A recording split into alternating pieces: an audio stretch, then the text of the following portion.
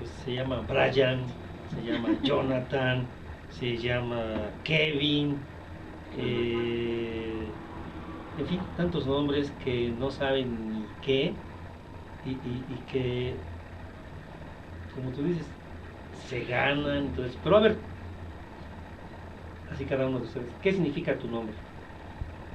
Bueno, Yautenamid es, Yaut es enemigo, enemigo o guerra, dependiendo el contexto. Y Tenamid es muralla, barda o muro.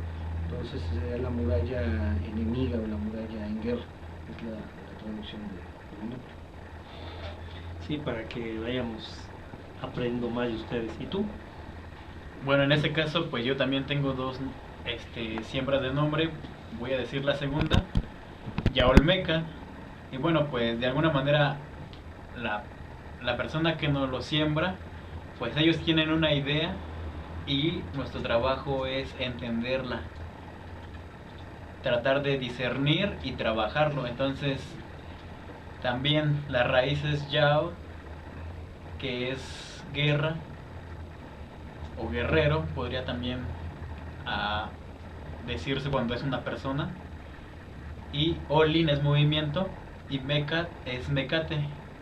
El mecate también hace referencia a un linaje de conocimiento, a una unión, porque si uno se amarra de un extremo a otro, pues esa es la unión. Entonces, ya de manera filosófica es así como lo he entendido yo y como lo he trabajado, porque también me ha tocado recorrer muchos grupos y en ese caminar hemos establecido muchos contactos y nos hemos unido. Entonces es el, la unión del movimiento guerrero.